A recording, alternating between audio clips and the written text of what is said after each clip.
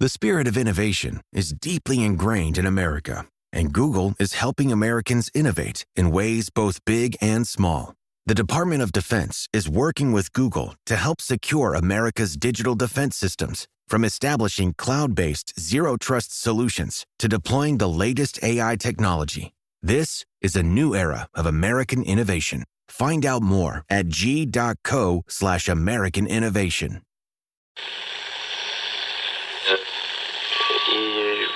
Ampire.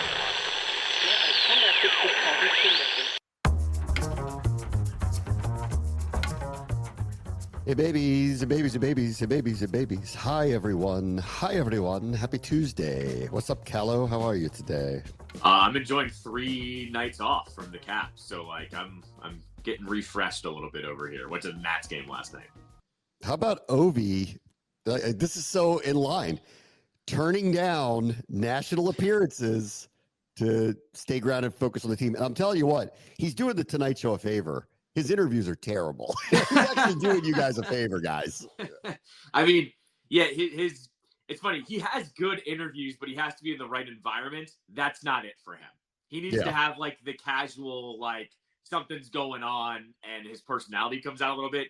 That's not his place. It's not his place for that. And I believe him when he says he's tired too. I 100% believe him with that. Oh, I totally believe that. We're going to do a sports radio segment today, Callow. I don't do a lot of these very often. So those of you who are listening live on the radio, you'll appreciate this. It'll feel very old school. Those of you who are listening to the podcast, it's not modern, but I want to do it today anyway, because I watched the game last night, the Houston-Florida National Championship game.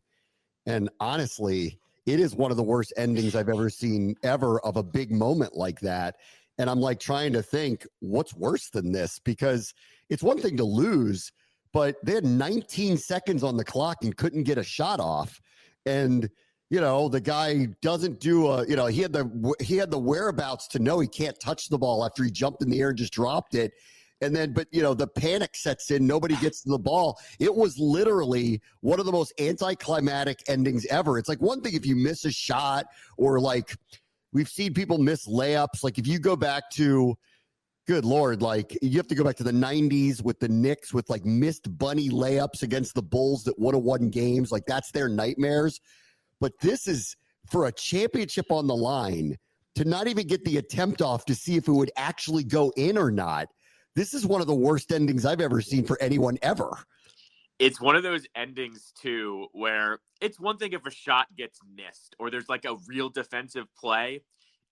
For lack of a better phrase, it's always bad when you get to throw up all over yourself. Yes. Like that's what it was, where he jumped. Like, not only, I do want to say this, Florida's defense was amazing. So, like, I want to give him some credit there. But, like, the jump up and then he can't touch it and then everyone falls over and you're like, oh no, like it's over. Like the throw up all over yourself moment, it's always so cringe. And to happen in that moment with what they had just accomplished the game before, I mean, that's the all-time anticlimactic moment if I've ever seen one. Yeah, I mean, like in singular sports, you'll always go back to this person who just kind of lost their crap, at the end. Like the famous one in golf is Jean Van de Velde, who just lost it and went crazy and was just hitting the ball all over the place in the British Open and like took his shoes off and got in a creek. And then you could see mentally breaking down, like, and it happened. And in those cases, you're like, I just feel bad for this person that they're like going there and doing this.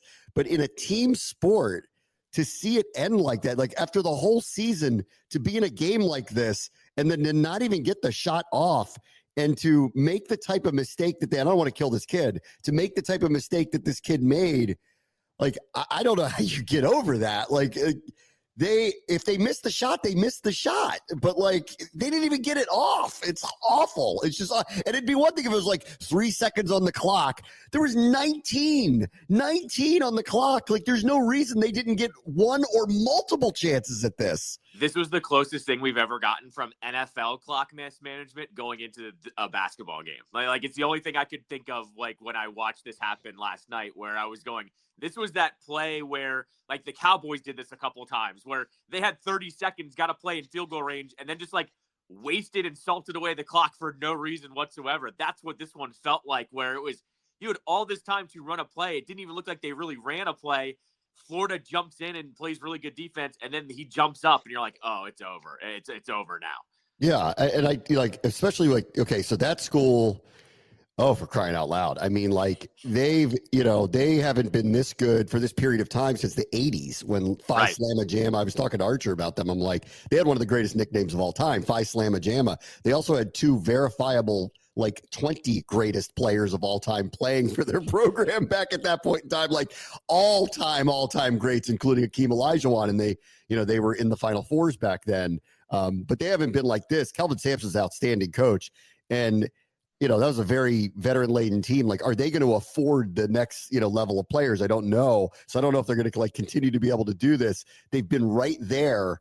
And after they beat Duke, I was kind of convinced last night they were going to win. And then when they got out to the lead they got out to, I'm like, oh, they're going to win. Like early in the second half, I'm like, they're going to win. They're going to get away from this team. Give Florida a lot of credit for hanging in there. I will say this too, like, there was some level of nerves at the beginning of that game last night. Both teams were jacking up the craziest shots, both of them. They were not running offenses. They were throwing up very long threes. It was bricks or air balls. It was actually embarrassing to watch it.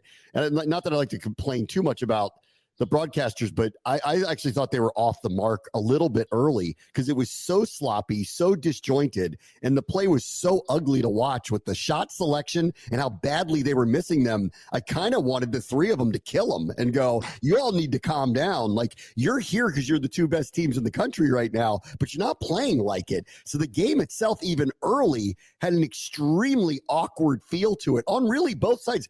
Both teams were jacking up the craziest shots, or Houston was giving up slam dunks on one end and then running down the court and throwing up some 30-foot shot. It was nuts, actually. This was actually the reason why I thought Florida was going to be okay in the second half, because I didn't like the way I didn't like how either team was really playing in the first half, but I had faith Florida was just going to settle down. And then what you just described with jacking up shots and like really not running anything, Houston kept doing that in the second half. Yes. It was actually baffling to me of just like, I'm not the biggest hoops head, but I know a bad offense when I see it, or bad play when I see it. And all I could think of was like, guys, one, you're chucking up these ISO shots. Two, you're chucking up the shots with 20 seconds left on the shot clock too. Like, I was baffled, and how it wasn't kind of settled down over a timeout or an official timeout or whatever. I thought that was crazy. Like, I don't know if the game got away from them that bad, that they just weren't thinking straight, but that's why I thought kind of Florida was going to be okay, because I've seen Florida, they can pretty much overcome anything. Right away, when they were actually just running an offense, I was going, oh, they'll be okay on this one, and they did go ahead and come back. Florida's got a really nice system. This coach coaches them well. I will say, though, early, they were disjointed, too. Yeah, 100%. Crazy, too. Yeah. They were jacking up. Like, the first 8 minutes of the game, there was 1 million turnovers by Florida, and Houston must have been shooting 20% from the field because they were throwing up the craziest shots. Like, defensively kept Houston in it. Otherwise, if that didn't happen, Florida should have been blowing them out early the way they were playing, but they got disjointed too. It was really poorly managed. Maybe the stage was just a little too big early. Neither side settled each other down at all. And I agree that, like, for large stretches of time, Houston looked like they didn't know what they were doing. And they were throwing up the craziest shots the whole night. They took low percentage shots all night, and this is why they kept that team in the game. They should have never done so. They really should have put them away early. Had they had any wherewithal and any better shot selection early, the way they were playing defense, they should have built a pretty big lead against them. Give Florida credit. They're the ones that settled down. They're the ones that were running an offense. Their point guard is really good, like really, really, really good. This coach obviously is very good. If you watch them, I watched them play Maryland, and they rooked Maryland, albeit, we all know what was going on, leading into it, but still, like, they actually got Maryland to be, remember, I was complaining at the end of that one, Maryland looked crazy. They were throwing up crazy shots all over the place. Maybe they do this to you because Maryland was doing it too. Maryland seems to have this big cloud over it because of what was going on around the program at the time. But you remember watching them, I'm like, see, they don't have an offense. Look at this crazy way they're jacking up shots, 20 seconds on the shot clock.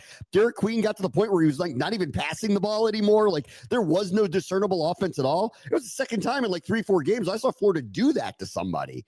Yeah, the only thing I think of is that there's some way that they've pretty much said, like, let them take those weird open shots. We'll take our chances here, because I guess maybe what they're looking at it too is not everyone has a sharpshooter on their team at this point, or they put the pressure on just enough that you're thinking we have to tense up and we have to get these points because we know they're one of the best teams in the country. Maybe that's just what it is too. Maybe it's an intimidation factor. It's the only thing I can really think of with them, that all these other teams just start losing their minds against them, that it's so much so that they don't even really have to play up to their ability, that the other teams kind of let them into these games. So let's do sports radio here, because it's one of the worst endings I've ever seen. Like, we can go through the whole game and go, this is some of the reasons why they got to that point.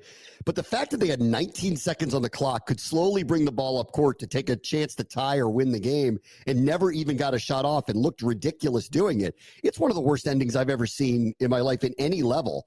So I was like trying to rack my brain, like, what are the worst things I've ever seen? Tony Romo bobbled a snap on an extra point. Sure. And everybody remembers this was the early stage of the kicking balls, and that one was really slick. And everyone started to complain that, like, it was different than the other balls that they had handled. And that started the whole thing where you've got to let the punters and the kickers scuff them up before they actually go into the game, because something like this would happen. But that's one of them that was like, just hit me. I'm like, that inexplicably basically ended a game. Like, it's the most ridiculous ending you could have, that someone would bobble a snap on an extra point because of a slick ball. Like, that's why they lost to Seattle that day. Yeah. I have one where it's more about the sudden endingness of it, and looking back about how bad it was. Caps won the Stanley Cup in 2018, and then you'll probably remember this better than others because you actually follow the Caps. In 2019, they lost to the Hurricanes in 7 games. And but they blew a series lead. They blew a series lead. They lost in Game 7. But I remember in Game 7, they had two-goal leads at different points in that game. And eventually, Carolina ties it. It goes to overtime. And the Capitals lose in overtime. And they lose in Game 7. You and I were pissed that day, and people that follow the team. But really, the overarching factor was, they won a Stanley Cup last year. It's okay, whatever. Right. You end up looking back on it. I remember saying this at the time, but looking back on it, it's even worse. Nicholas Backstrom had one of the best years of his career that year. TJ Oshie was pretty healthy. Alex Ovechkin did what Alex Ovechkin did, scored a bunch of goals. Looking back at it, Backstrom was never the same. TJ Oshie was never the same, because then the COVID season happened and these guys got banged up and it was never the same. And I just remember the feeling after it was like, it's okay that they won their cup. No, like, looking back at it, they should have moved on. And if you looked at the field that year, I think it was Toronto, who was really good, got bounced early, as normally happens with them. I remember there was a way and a pathway for them to actually win the cup again. I think it was Boston that played St. Louis that year. I'm pretty sure that was the year where the Blues won. Remember, the Caps had rooked Boston all year long. They would have played Boston in either the next round or the Eastern Conference final. That, to me, is one of my worst endings. No one really talks about it, but they should have won a second Stanley Cup. It was right there. They should have made a second final, bare minimum. That's one of mine. Hurricanes had zero business knocking them out that year, and they did. I mean, I have 2 other Caps, and one is really old that I think is an inexplicable ending. But one of the famous, and Washington, back in the day, had this penchant for when they went to overtime in the playoffs, it was literally not going to go the right way. Yes. And if it went to multiple overtimes, you were just sitting there in dread, knowing it was. One of the famous ones that ended was against the Islanders and Pat LaFontaine. But the goal that he scored was a ridiculous goal. It was from near the blue line. It was just dumped towards the goal and it went in. So it was one of these triple overtime. After all that, at 3 a.m, it was a fluke, total fluke that it went in. And it was, it was like one of those, it was early in the days of, we're just going to get our heart broken like this. But you're not supposed to lose like that. Yeah. Like, it's one thing if some guy makes some crazy play and just beats your goaltender, you can live with it. Like, one of the all-time great Caps moments is Dale Hunter, Game 7. Where he gets a breakaway and makes a beautiful goal and they win. This wasn't that. They had played for 7 hours straight and it ended on a complete fluke. It was a complete fluke how they lost. Yeah, you're referencing the Easter epic that did go until like 3 or 4 in the morning, and it was probably the most ridiculous postseason game maybe in NHL history at that point. Yeah, that was one where looking at how that game ended, you're like, oh, that's how we're doing this one. That's how we're going to end it. You know, the other Caps one that really stands out to me actually goes back to the period where they were the best team in the regular season in hockey, and by far. And in 2010, they won the President's Trophy and had an absurd amount of points, like 120, something like that. They'd outscored the league by a mile, and they blew a 3-1 series lead to the 8 seed, and 2 of the losses in 2 of the 3 games were 2-1. So, like, that's different, but it is somewhat in it. Like, when you have a team that does the things it does, and then they are the polar opposite of themselves, like 2 minutes later, that doesn't ever make any sense, and it's always hard to swallow. Yeah, this was one that I didn't pick because I know you were probably going to pick it. So I was going to defer it to you. This is one of the, like, I think this might be the worst series in the Ovechkin era history. Looking at how everything went down, like, there was already talk of Carey Price getting benched in this series. And the joke was, like, don't beat him up too much because this Yaroslav Halak guy is actually pretty good. He's been pretty good this season. They did that. Halak comes in. The Habs end up winning and beating him in this series. And Halak has an NHL career that basically hasn't ended because the Caps lost to them in that series. That, to me, is the most heartbreaking one of the Ovechkin era because it was first round and you never got to see really what was going to come to fruition after that, too. That was the first, I think, huge, big, heartbreaking loss for the Caps in this era. Yeah. I mean, for the Wizards, it's hard to find anything because they just didn't do much. Right. But, you know, I guess John Wall breaking his hand in the playoffs was a horrific ending for them. But there's no one to blame there. And it's not inexplicable. And it's terrible. It just kind of falls in the category of we're just not going to win with this team because this was one of the better teams that they had. You know, like the other ones in that era where they were pretty good. No one thought they were going to win a championship, but everything went sideways the second he broke his hand in the playoffs. And so that stands out to me for them because I can't think of anything else. What, Popcorn Russ? I mean, there's like nothing you can like really think of that, like, because they haven't been competitive very much. Like there's been a couple of Gilbert years, but like even in those, it was the same thing with like when you said about the Caps, like winning, like losing the series to the Hurricanes, but off a cup year where everybody was like, that's fine. Well, the year that they beat the Bulls in the playoffs under Gilbert, people were just like, that's great. We actually did that because we hadn't done anything like that in so long. Right. Instead of, well, we got beat the next round. Like no one seemed to care because we had lost so much. No one really cared. Well, in that one, in the one that you referenced, they lost to the Cavs, right? They lost to LeBron. And there was a bunch of drama in that series. And everyone went, oh, it's LeBron, whatever. And I remember going, BS. This team wanted the smoke with LeBron. On the broken hand one, too, it's not often that I feel like this, especially watching a team up close and being a homer. But that series when he broke his hand, it was instantly, there's no way they're winning. There's no way. Like it doesn't. Air out of the balloon. Air out of the balloon. Yeah. Now you're just on a death march. You know you're going to lose. You just don't know how. It doesn't happen often, but like when you have a team like that Wizards team was built and you knew he was the straw that stirred the drink and was the emotional leader and everything, it was over. Like, I mean, I remember that happened and people were talking, well, can he play with one hand? Like, that's how desperate it was because they knew it was over if he was not going to set foot on the court, and it was over at that point. For the Nationals, for me, I mean, there's a specific game that they blew against the Cardinals that was a huge lead. Yeah. But that was one game, and that was slow motion, terrible things happening. There was no inexplicable ending to it, and it was tough to watch. It was like you're watching a car wreck 50 times over when that happened.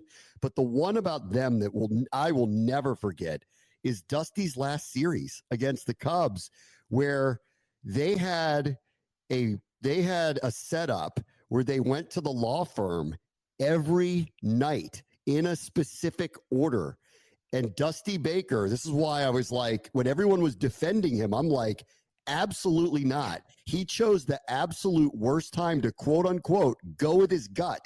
And he changed something that had worked like 25 out of 25 times. And you know what? It was like karmic response. It would be a bloop single or some kind of ridiculous thing that would happen.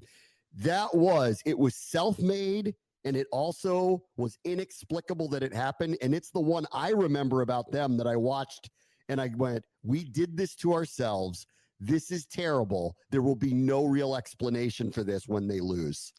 That was one that I had circled as well, especially if you remember that last Cubs game of the series was bonkers. There was a bunch of lead changes, and then they eventually fell, as the Nats did, because they didn't win a playoff series literally until the World Series year. I have that one. I circled 2012. You're right. It wasn't really much of an ending, but it was one of those moments where the whole stadium knew Drew Storen was spent. He couldn't find the strike zone. They left him in too long. The Cardinals tie the game. Jason Worth, if you remember, used the magic up in game 4 with that epic at bat and hit a walk-off home run. The magic was just out, though, by that point. So 2012 was, you're right, it was like a slow-motion car wreck. But I think everyone in the stadium knew. The one I'll go with, too, maybe it's not an ending, but it should have been an ending. In 2014, remember they played the Giants. And I think it was game 2 at home. I don't think it was game 3. I think it was game 2. Jordan Zimmerman had thrown a no-hitter. He was like on one of his best years of his career. He pitched into the 9th inning against the Giants. Matt Williams came out, took him out. I believe he put Drew Storen in, or he put in another reliever. My mind is escaping me. And instead of the game ending, they give up the game tying run.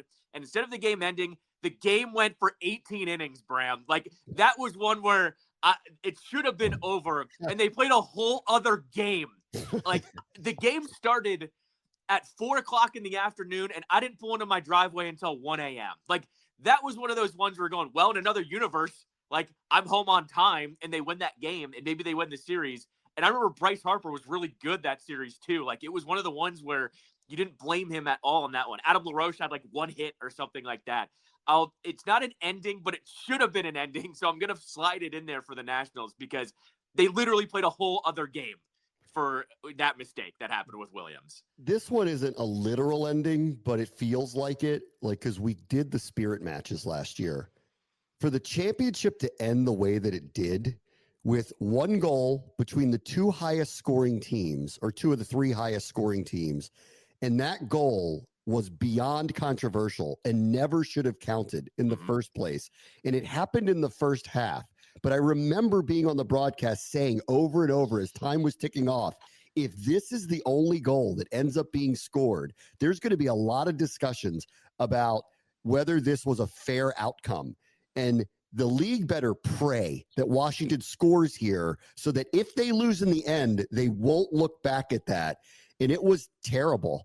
And I remember the part I hated the most was after it, where everybody went on like shows and tried to explain almost from a league perspective how it was actually okay. And I know I'm biased because I'm, doing the team that lost, but I'm like, I really just want some honesty here. That goal should have never counted. So I don't know who would have won this match. All I do know is that goal should have never counted.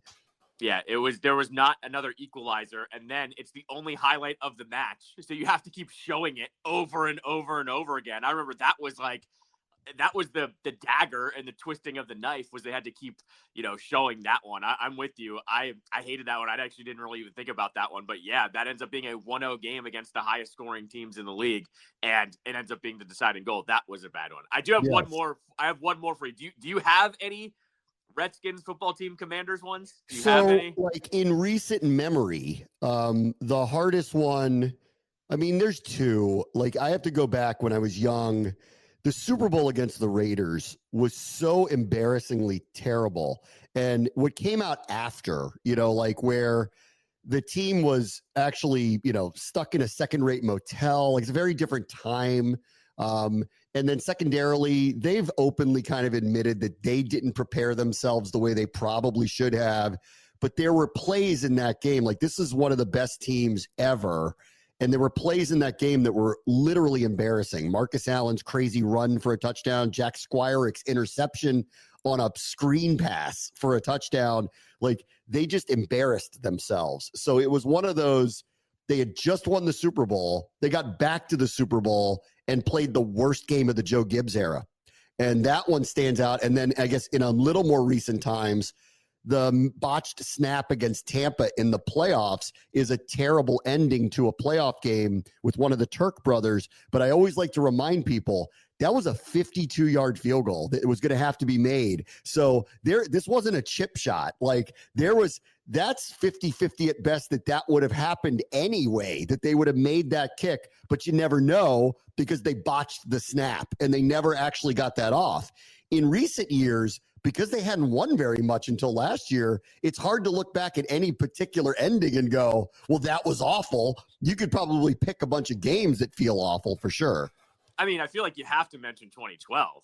Like, RG3 in the playoffs? It might not have been a play. Yeah. But, like, we all saw how his knee bent, and we knew it was over. Like, sure, we talked about it for a year or a whole offseason and, all in for week one. But if you were in the building, you knew that the comet had flown by. Like, it might not have been an ending of a game, but I remember I've never been walking out of any stadium or arena in my life where nobody was talking, like nobody was saying anything. It was a funeral after that game because everyone knew we had the guy and now we don't. It was over within 4 months of drafting or 6 months of drafting him or whatever. It was. I had been at ESPN for 4 years at that point. Obviously, I'd covered the team for 8. I'd been around it a ton. And it was their first home playoff game since 1999 or something like that. And so I came home I still had season tickets. I was a season ticket holder. And I came home for it. I typically either gave my tickets away or sold them back then because I wasn't going. I was in Connecticut working on weekends. So I always just watched games. I never went. But I'm like, I've got to go. It's their first home playoff game. And I went. And I remember being in the crowd and watching him deteriorate throughout the game. And I remember just thinking, I verbalized it to whoever, I can't remember who I was with, but I verbalized, I go, they got to take him out. I'm like, he's going to get hurt. Like, you can just see it. Look how he's walking. Like, I appreciate he's trying to be tough and tough this thing out, but the team needs to get in the way and stand in the way. And when he crumpled to the ground, I think we all knew at that point that a lot of bad decisions were made. I mean, this is not unlike what happened with Gilbert Arenas, where my complaint about the end of his career, forget the gun stuff, but his knee stuff, was the team did not do what was in his best interest. They didn't get in his way to stop him from coming back too soon, and it made his knees worse. And he never recovered from it physically. This is what happened with Robert. Nobody stood in the way of him and said, I'm sorry, you can't play anymore. We're trying to protect you. I know this is a playoff game, but we need to keep you healthy. They didn't do that. He didn't do that for himself. Everybody was wrong. And when he went down on the ground, it changed everything. It was awful. No, exactly right. And I remember he went down and Kirk comes in, but it was over. They were not coming back. Seattle was really good that game. I think the worst part not the worst part, but one of the worst parts about that game was, remember they went up 14-0. They were up by 2 scores very fast in that game. And then it all slowly deteriorated. And as I said, I don't know if I've ever been a part of a crowd leaving a game that was just somber and everyone knew it was over. And like I said, we ended up talking about it for a year or two after, but you really knew he was never going to be the same again after that.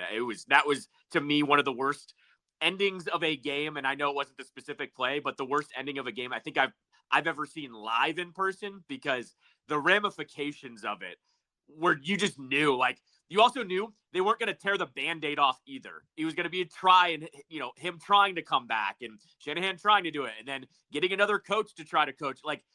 I just knew when it happened, there were going to be so many ripple effects that we were in it for a terrible couple of years. And we were essentially at that point. 2 other quick ones. And these are the inexplicable, you hate them endings. The Orioles hadn't won a World Series in a very long time, and they had really good teams in the 90s.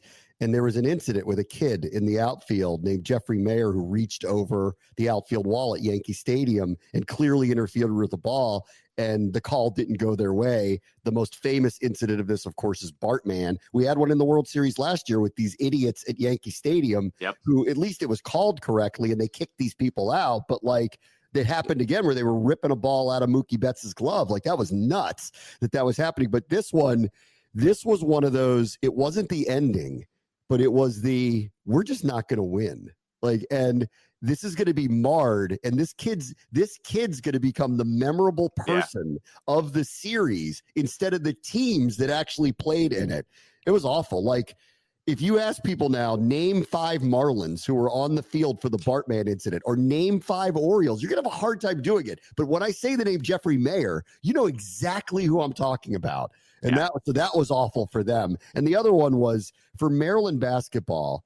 They lost in the Final Four to Duke after blowing an enormous lead. So that's a bad ending. But what was worse was in that era when they were both top 5 teams and Carlos Boozer and Jay Williams were playing for Duke and Steve Blake and Juan Dixon, all of them were playing for Maryland. There was a game down at Maryland where they blew a 9-point lead with a minute to go to Duke. And I remember everyone called it gone in 60 seconds.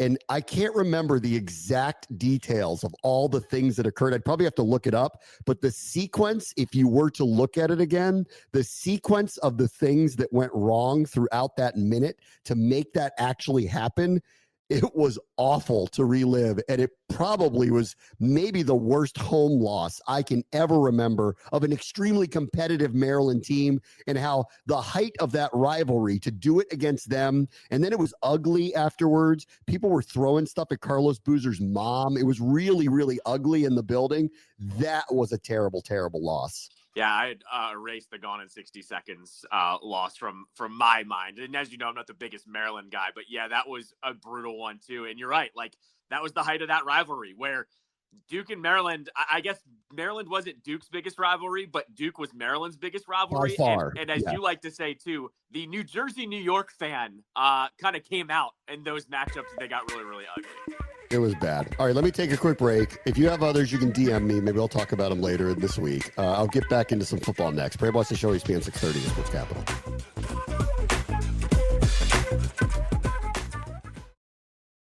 The NBA playoffs are here, and I'm getting my bets in on FanDuel. Talk to me, Chuck GPT. What do you know? All sorts of interesting stuff, even Charles Barkley's greatest fear. Hey, nobody needs to know that. New customers bet $5 and get $250 in bonus bets if you win. FanDuel, America's #1 sportsbook.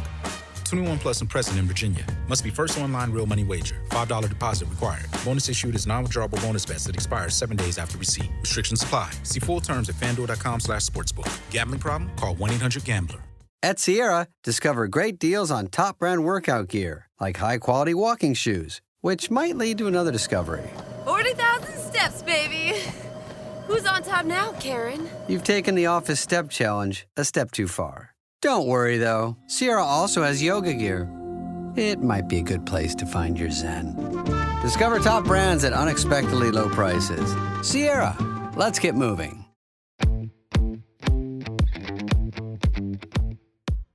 All right, welcome back. My wish seems to be heading towards coming true because it's Roger Goodell's wish, according to Pro Football Talk. So I was surprised this didn't come up in the owners' meetings, but apparently is going to come up in a subsequent one very, very, very soon. And that is, according to Pro Football Talk, Roger Goodell personally wants to change the playoff seeding. Now, I don't know that this is true. I haven't vetted all of this. I'm not someone who bashes Florio because he does take what appears to be some positions that other insiders don't seem to take. And I don't want to get in a position of who's right, who's wrong. I actually believe him most of the time. And he may throw some stuff on the wall to see if it sticks, but I don't think he does it as a hot take artist. I think he does it because he does have sourcing too. So I believe him here. His reporting is suggestive of the Lions were the team that submitted this. That seems a little odd considering they were the 15-2 team, and the 14-3 team is the one that ended up playing a road playoff game. That Week 18 game had humongous ramifications. The teams with the best 2 records were not going to be 1-2 in the standings by the end of it. And so it was a little anticlimactic that the team that did get the number 1 seed is the one that applied to change the seeding. You know how I feel about this. I want this changed. I am all for, if you win your division, you're in. Period. I don't care what your record is, but that doesn't mean you get a home playoff game. That means you just get in. And if you are 9-8 and the other team is 14-3, the 14-3 team hosts the playoff game, period. That's how I feel about it. I think we're at the point now where it's actually, because I think I was thinking about this a little bit in the wrong way. I think it's actually not about the teams that had all the winning records. It's about now we've had a few too many instances of the 9-8 team, or remember in the Ron year, 7-9 team. Yes. making the playoffs and still getting a That home. happens once every 5 years. A team with an under 500 record wins a bad down division and gets in. And now I think it's paired, though, with what happened last year, where you had a division that had 3 teams that should have been the top 3 seeds, essentially. And I know tiebreakers and all that, but like essentially the NFC North should have had the 1 and 2 seeds last year, right? Of course. And so I think what he's getting at this point is we can't have this anymore, because you also look at the landscape of the league, and like that division is poised to do that every year now for at least the next 3 or 4 years, as long as things stay stable a little bit, right? And that's not even counting if the Bears end up getting good too, right? So I'm not surprised that this is coming. I will have to say though, like I hate it because I feel like it's a slippery slope of, well, why do divisions matter if they don't give you a home game? And I know they probably won't go that route, but I just don't like that we're about to hit that slope, and I don't want to get rid of divisions either. I don't think they will, but I feel like the argument's going to be there that it does happen. Maybe. This is why I think what you need to protect in this, you win your division, you are in. Therefore, the divisions don't look at the standings and go, well, someone's going to win it, but they're not going to get in. It would keep the competitive balance down the stretch no matter what, even in down division years, because it will get you into the playoffs by winning your division. But I don't think it should guarantee you a home game. I think it should just get you into the tournament. And like it's unfair when you are like, okay, let's take our teams this year.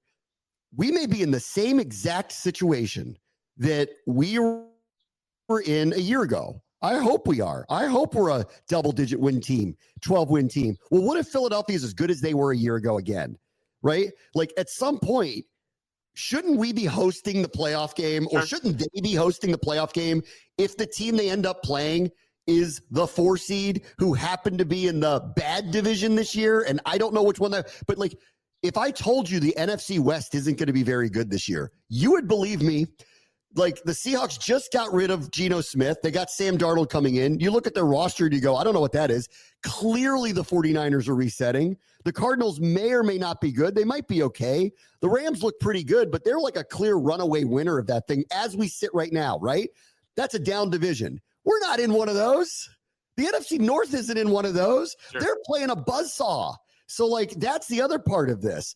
Like, if you end up winning a division like that, or you end up surviving a division like that, shouldn't you be rewarded for that, as opposed to the team that went 5-1 against 3 teams that all had 6 wins each? Like, shouldn't you be rewarded for that? No, I mean, I don't disagree with you on that. I just, like I said, I feel like the slippery slope is there. I don't think they do it, but I'm just saying we could get to a point where all of a sudden the divisions don't matter, but hopefully it stays the way it is in terms of you are rewarded if you win it. You can't have divisions if you're not going to put the division winner in the playoffs. Correct. And I don't want to lose divisions because I want to play Dallas twice a year. I want to play Philly twice a year. I want to play the Giants twice a year. I think those traditions are important. And I think you're going to make a humongous mistake if the Bears aren't playing the Packers twice a year, or Pittsburgh's not playing Baltimore twice a year, or Cincinnati's not playing Cleveland twice a year. You're going to be making a humongous mistake if you do something like that. So I do want to protect the divisions, but I just want some level of fairness in playoff seeding. Just because you win doesn't mean you get, like, just because you win your power conference in the NCAA tournament doesn't mean you're a 1 seed. Right. It doesn't work that way. Like, I think you have to qualify it. And in this way, just do it by record. Like, the Commanders and Eagles are going to be playing what looks to be, and you never know because things change and you get surprised every year. It's why I love the NFL. You really don't know, like, who's going to end up being good, bad, whatever. No one thought we were going to be good this year. But it looks like that both of those teams are playing an extraordinarily hard schedule with the AFC West and the NFC North. Well, that means other divisions aren't playing teams of that caliber, let alone in the case of someone like the Rams, who is in a division where it looks like the other 3 teams are kind of behind them for a year and might be resetting. And maybe they're better than we think they are, but maybe they're not. It's not fair. Like, there is no equitable. There is no way to like stack this up and say everybody played the same amount of teams, so that's what it is. Everybody's schedules are actually very different in the NFL. Washington's and Philadelphia's looks like it's going to be on paper really hard this year to get through with a really good record. Therefore, winning that division, to me, you're in no matter what. I don't care. But if you somehow end up with double-digit wins, especially in a scenario like that, I don't know how you don't reward that team with at least a home playoff game if they do have a better record. I will go with a tiebreak situation. If you're the wild card team and the division team has a better record than you or has the same record as you, they get the home game. Or I would even buy if you played them. That's what I was going to say. But the problem is if you're seeding by record, then you'd have a better record than them. I will go with if you have the same record as them, the team who won the division gets the home game. I would be totally down with that. That's the tiebreaker. You won your division, you get the home game. Fine. That would have to be after a head-to-head, though, because that's where you get weird. Like, let's say last year, let's say Tampa and Washington have the same record and they were playing each other, and you let's just like flip it that Washington won the division or something, but Tampa beat them in the regular season. I do think you flip that on its head a little bit. I think you do that because I think that would also make it for a little bit more fun, and the NFC games do mean just a little bit more that this could come back to bite you at the end of the season. I've kind of argued that yes, there's a lot of money on the line for all these playoff games, but make the head-to-heads count a little bit more in the regular season. Like, let's say last year Washington, let's say this rule had happened and Washington had won, 12 games and they're going up against Tampa, and they did win their division and they beat Washington. Like, that supersedes it. Like, I think you could have a rule that does that as well, where you did survive them and, won your division. I'm just saying there are a couple of little caveats here that I think they could make to make it a little bit more interesting too. Now, Florio brings this up, and I agree with this. Like, okay, so we're talking about equity, fairness. You got a certain record. Why are you the 5 seed when you had the second best record in the NFL? And maybe that won't happen very often, but it happened last year, and it happens every year. The teams with better records are on the road. Washington played on the road in the playoffs with a better record than the team that they played. Granted, they lost to them in week 1, but they had a better record than them. That somewhat is ridiculous that they're the road team after having a better record than them through the regular season. Still, on the other side of it, the Week 18 game that we referenced earlier, Detroit, Minnesota, which was kind of for all the marbles, one's going to be the 1 seed, one's going to be the 5 seed because of the way the seedings are. Well, that game's got no relevance whatsoever if they're the 1-2, no matter what the outcome is. So there is another side to it where if you do want this competitive balance thing, well, that one does get lost amid 2 really great teams who probably would have rested everybody at that point and went, I don't know, I'm the 1 or the 2. What's the point of trying to get hurt here? I'm going to get a home game next week anyway. I'm going to be one of the top 2 seeds anyway. Why don't we put the backups in and find out if we get lucky and we get the 1 seed out of it and not risk getting Justin Jefferson hurt this week? No, I mean, that's fair. I'll give you that one. And especially because you looked at that game too. I mean, Detroit was already banged up. They got more banged up in that game. But they played. Yeah, they played. Yeah, because exactly. it mattered. Because it mattered.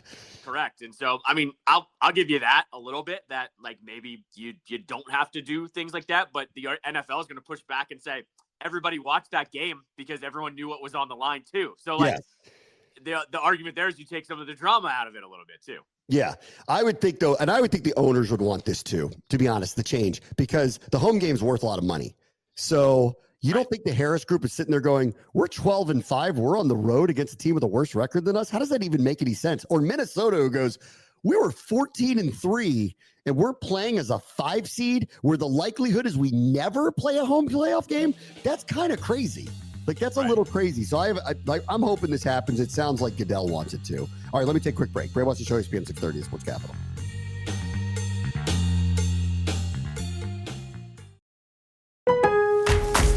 Lowe's knows how to help pros save. That's why the new MyLowe's Pro Rewards program lets you unlock exclusive member deals on the things you need every day on the job. Plus, MyLowe's Pro Rewards members can get volume discounts on eligible orders through a quote of $2,000 or more. Join for free today. Lowe's, we help, you save. Exclusions, more terms and restrictions apply. Program subject to terms and conditions. Details at lowes.com/terms. Subject to change.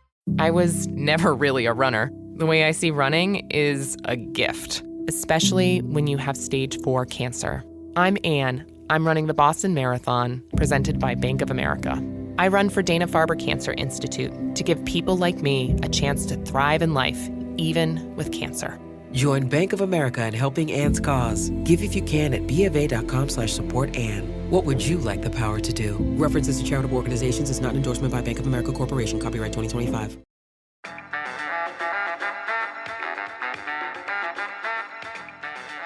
Hey, welcome back. There was some news on the coaching staff yesterday with the Commanders as the former longtime great Patriots receiver, played for other teams as well, but was obviously great with Tom Brady, was Wes Welker, who's been a coach around the league for a little while. He's joining the Commanders staff.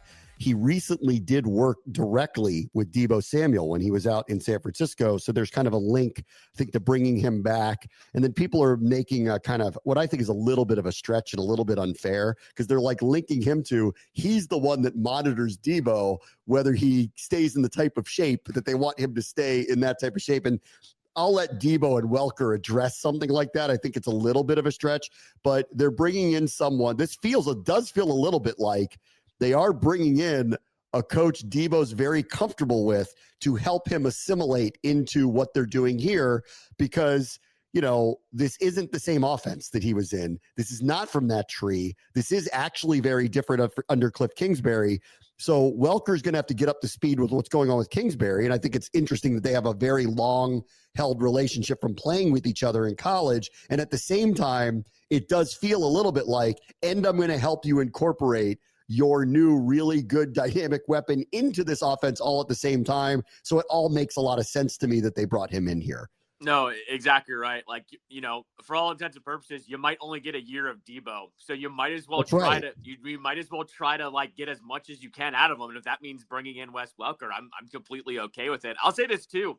I liked Welker on the Dolphins Hard Knocks show a couple years ago.